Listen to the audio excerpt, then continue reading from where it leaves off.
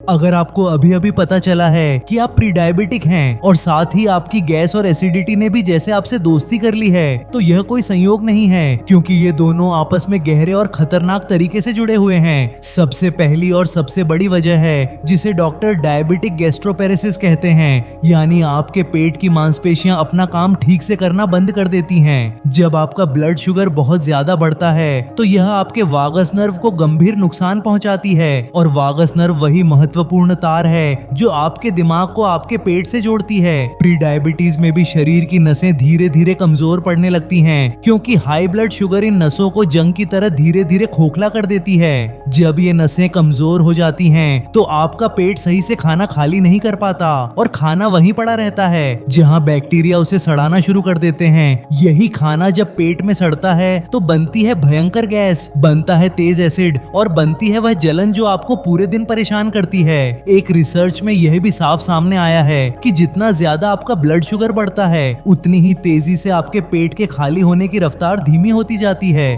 दूसरी बड़ी वजह है आपकी खुद की खाने की वह आदतें जिन्हें आप अब भी नहीं बदल पाए हो, जैसे रात को बहुत देर से खाना और फिर खाने के तुरंत बाद सीधे लेट जाना। प्री डायबिटीज में आपका शरीर पहले से ही इंसुलिन हार्मोन के प्रति कम संवेदनशील होता है, और जब आप एक साथ भारी मात्रा में खाना खाते हो तो यह बोझ और भी ज्यादा बढ़ जाता है। तीसरा और शायद सबसे कम समझा जाने वाला कारण है आपकी आंतों के अंदर रहने वाले गुड बैक्टीरिया और बैड बैक्टीरिया के बीच का गंभीर असंतुलन। विज्ञान साफ तौर पर बताता है कि डायबिटीज पूरी तरह होने से पहले ही आंतों में बैक्टीरिया का संतुलन बिगड़ना शुरू हो जाता है, जिससे गैस और एसिडिटी बढ़ने लगती है। एक और हैरान करने वाला सच ये है कि आपके शरीर में मौजूद GLP-1 नाम का हार्मोन भी इस पूरी गड़बड़ी का एक बड़ा कारण बन सकता है। प्री डायबिटीज में यह हार्मोन जरूरत से ज्यादा मात्रा में बढ़ सकता है, और यही आपके पेट को खाना खाली करने से पूरी तरह रोकता है, जिससे एसिडिटी और भी बढ़ती है। इतना ही नहीं, जब खाना बहुत ज्यादा देर तक पेट में पड़ा रहता है तो यह पेट के ऊपरी हिस्से में दबाव डालता है, और यह दबाव ही एसिड को आपके गले तक पहुंचा देता है। पांचवी बड़ी वजह है आपके द्वारा ली जाने वाली दवाइयाँ।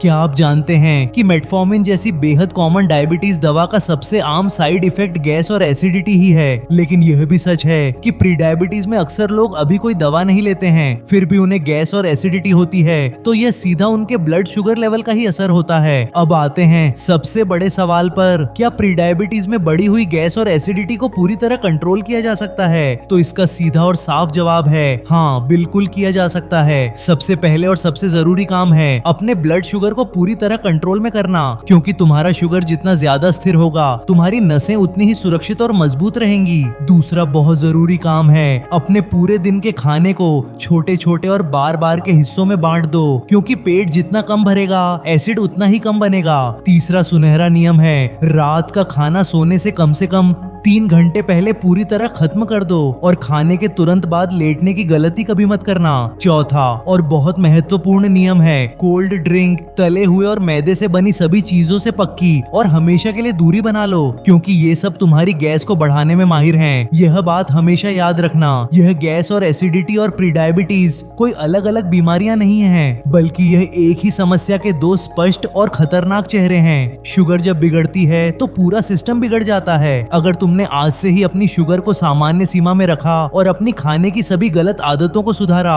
तो तुम न सिर्फ पूरी तरह डायबिटीज से बच सकते हो, बल्कि गैस और एसिडिटी से भी हमेशा के लिए छुटकारा पा सकते हो। यह दोनों समस्याएं तुम्हारे शरीर की सबसे बड़ी चेतावनी है कि अब तुम्हें रुकना है, गहराई से सोचना है और अपनी पूरी लाइफस्टाइल को पूरी तरह से बदलना है, क्योंकि जब तुम गैस और एसिडिटी को बार बार नजरअंदाज करते हो तो तुम साथ ही साथ अपनी प्री डायबिटीज को भी बढ़ावा दे रहे होते हो, और यही है इस खतरनाक रिश्ते की सबसे बड़ी और सबसे गंभीर चेतावनी।